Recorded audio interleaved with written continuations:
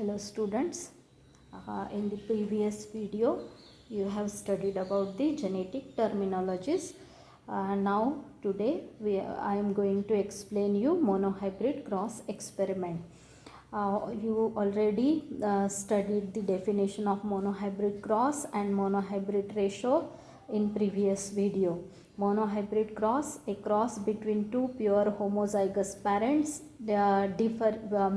differing in single pair of contrasting characters, or a cross which is meant to investigate one character for inheritance at a time is called as monohybrid cross.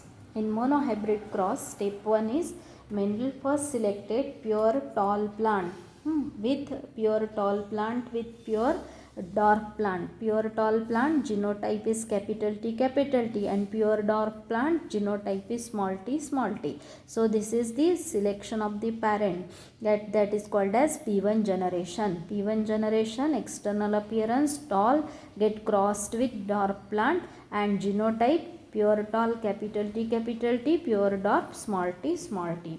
So first step is Mendel first selected pure tall pea plant as female parent and pure dwarf pea plant as male plant. Both the plants are true breeding by selfing them for 3 generations. उन्होंने selfing करके उसको pure true breeding बनाया था. Step 2, he artificially crossed the two plants, collected the seeds and sowed and waited for the result. He found that all the offsprings were tall in F1 generation. अब यहाँ पे आप देख रहे हो capital T small t, तो अब इससे गमिट कौन से टाइप के बनेंगे? कैपिटल T टाइप के टॉल से और स्मॉल t टाइप के डॉर्फ से इन F, and they unite with each other, crossed with each other, forming F1 individual. Cross individual obtained from parental cross is called as filial, means next generation, and this is the first filial generation, hence called as F1 generation. F1 generation में capital T from female gamete and small t from male gamete get fused with each other to form male and female gamete get fused with each other to form all tall heighted plant, but genotype of tall height is capital T and small t. Genotype of this parental tall is small t, capital T, but hybrid tall is capital T and small t. F1 hybrid is capital T and small t. So you know that the individual for any trait having two identical genes, then it is called as homozygous. So this is homozygous tall and this is heterozygous tall.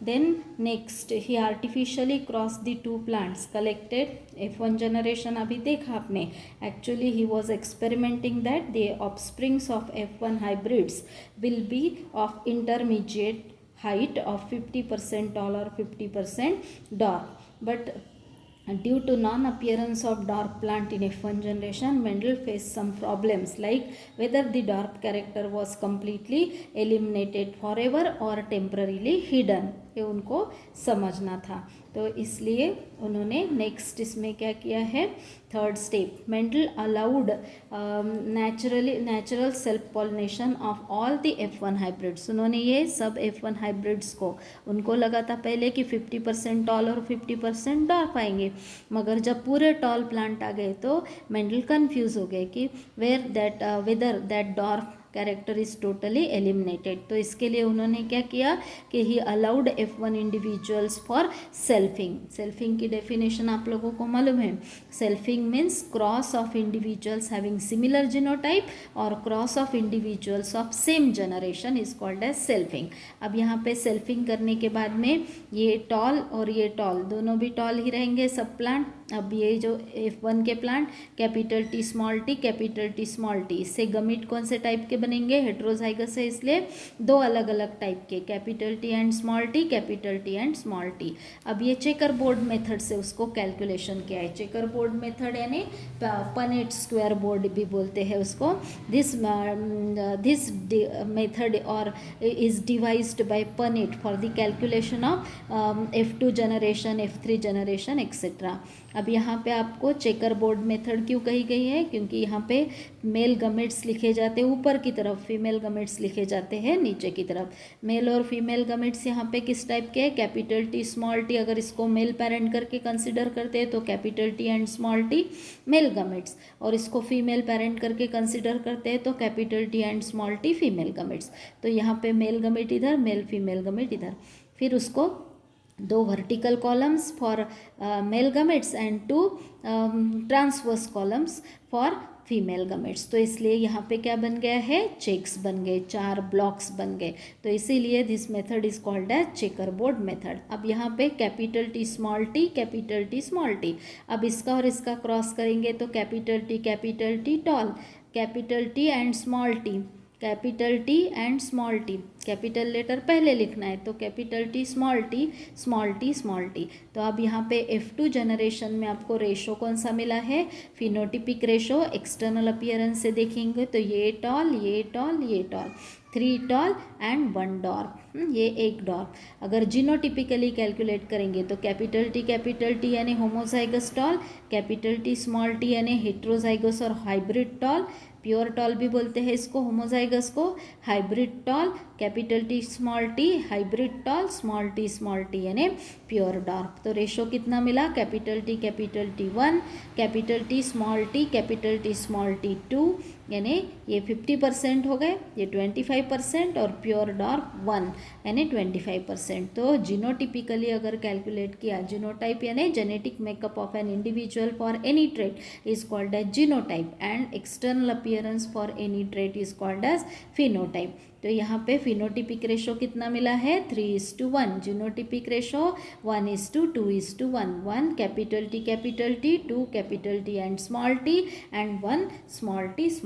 तो इस तरह से उन्होंने ये third step की। पहले क्या किया है, पेरेंटल जनरेशन का क्रॉस, उससे मिले हुए इंडिविजुअल F1 जनरेशन का सेल्फिंग से मिले हुए इंडिविजुअल F2 जनरेशन के कैलकुलेशन के लिए कौन सी मेथड अडॉप्ट की गई, चेकर बोर्ड मेथड यानी क्या है, this is a device which is constructed by Punnett for the calculation of next generation, that is F2 F3 generation। अब यहाँ पे गमेट्स ऑफ F1 जनरेशन के गमेट्स कौन से हैं, हेट्रोजाइगस होने की वजह से कैपिटल टी स्मॉल टी। अब इसका सेल्फिंग किया, सेल्फिंग किसको बोलते हैं, cross of individuals having similar genotype genetic makeup और cross of individuals of 1 generation, एक ही जनरेशन के, सेम जनरेशन के। तो ये भी F1 जनरेशन का है, ये भी F1 जनरेशन का है। टॉल प्लांट कौन से मिले हैं, capital T and small T, heterozygous tall. तो इसका क्रॉस किया। पनेट स्क्वायर बोर्ड में कैसे लिखा जाता है, इस तरह से, ये साइड में मेल गमेट और ये साइड में female gamete, vertically male gamete, transversely female gamete. तो मेल और मेल गमेट 2 है तो 2 कॉलम बनेंगे, फीमेल गमेट 2 है तो 2 कॉलम बनेंगे। तो इस तरह से एक चेकर बोर्ड बन गया फॉर द कैलकुलेशन। फिर यहाँ पे एक तरफ capital T small T male gamete, capital T small T female gamete, फिर कैपिटल टी क्रॉस हुआ तो यहाँ पे tall individual, capital T small T cross हुआ तो यहाँ पे tall individual, small T capital T small T यानी टॉल, स्मॉल टी यानी डॉर्फ। F2 जनरेशन में number of individuals 4, out of 4 3 tall and 1 dwarf phenotypically. Genotypically, tall is either capital T यानी pure tall, capital T small t यानी hybrid tall. तो यहाँ पे 1 pure tall, 2 hybrid tall and 1 pure dwarf. तो ये ratio हो गया phenotypic and genotypic ratio.